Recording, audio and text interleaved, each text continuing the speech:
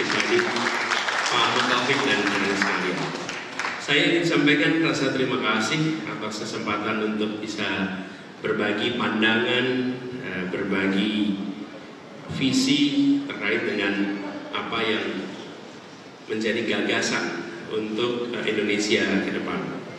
Kami menyadari ini sangat penting bagi kita semua untuk tahu apa-apa saja yang ada di dalam pikiran, gagasan untuk ke depan.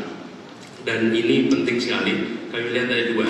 Satu adalah apa yang dipikirkan, apa yang digagas, apa narasinya, apa yang mau dilakukan. Yang kedua, yang tidak kalah penting sesungguhnya, apa yang sudah dikerjakan dan apa yang menjadi rekam jejak. Karena the best predictor of future behavior is the past behavior.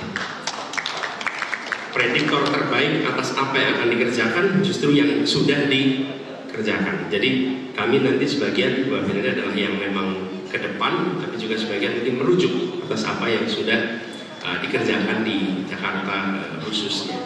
Nah, Ibu sekalian yang saya hormati, dalam kesempatan yang baik ini memulai dengan menggambarkan perjalanan kita sebagai bangsa. Dalam kami melihat 5 tahun ini, 5 tahun itu adalah kesempatan bagi Indonesia untuk melakukan kalibrasi atas perjalanan panjang. Kita merdeka untuk meraih tujuan bernegara. Tiap 5 tahun kita jeda sebentar, menengok ke belakang, menengok ke depan, memastikan arahnya tepat. Karena itu saya sampaikan arah ini menjadi penting. Apa yang sesungguhnya menjadi fase-fase perjalanan kita? Belum keluar ya? Oh udah. Oh oke, siap. Jadi kita mulai dengan gagasan satu bangsa tahun 28, kemudian tahun 45 kita berhasil menjadi satu negara, kemudian tahun 50 kita menjadi satu negara kesatuan. Jadi kalau hari ini ada yang bilang NKRI, itu milestone-nya tahun 50, bukan tahun 45. Karena sebelumnya federasi. Lalu tahun 57 deklarasi Juanda yang menjadikan kita menjadi satu tanah dan air. Sebelumnya hanya satu tanah, tapi tidak satu tanah air. Tapi baru diakui dunia tahun 82 lewat UN Clause, United Nations Convention of the Law of the Sea. Dan sekarang kami melihat ke depan, apa yang harus kita harus memastikan bahwa kita sampai kepada satu, istilah kami, satu kemakmuran. Jadi visi Indonesia 2045 itu bukan semata-mata tentang berapa GDP per kapita kita, tetapi satu kemakmuran yang dirasakan oleh seluruh penduduk Indonesia. Kira-kira visi ke depannya begitu. Nah, dalam menjalankan itu, sekalian, mengapa ini penting? Karena kalau kita bicara kenyataan, sekalian, tanpa kita membereskan satu kemakmuran, ketimpangan yang ada ini akan problematik.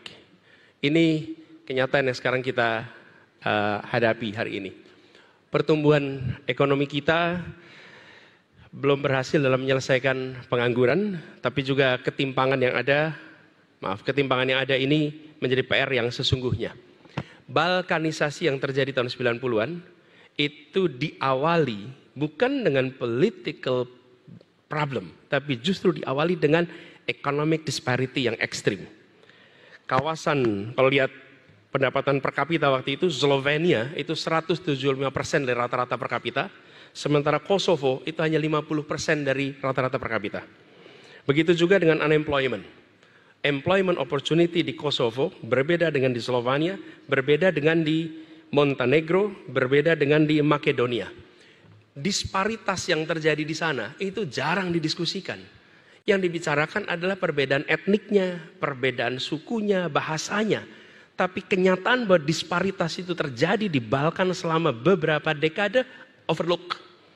Sekarang pertanyaan bagi kita, mau kita membiarkan disparitas ekonomi ini terus menerus sehingga nanti satu saat akan ditumpangi dengan isu non-ekonomi, dan itu yang menarik perhatian. Karena itu menurut kami membereskan soal ketimpangan adalah persoalan urgen yang harus diselesaikan hari ini. Itulah sebabnya gagasan kita satu kemakmuran. Karena satu kemakmuran ini nyata sekali. Nah, lalu kita lihat apa yang sudah terjadi beberapa waktu terakhir ini. Kita alhamdulillah berhasil meningkatkan angka rata-rata pertumbuhan di atas 6%. Tapi ini tidak kemudian muncul menjadi lapangan pekerjaan yang setara. Kita menyaksikan di sini sebagai ilustrasi misalnya Maluku Utara itu PDB regionalnya 22,9%. tapi penurunan tingkat pengangguran terbukanya hanya di bawah 1%. Itu baru Maluku Utara.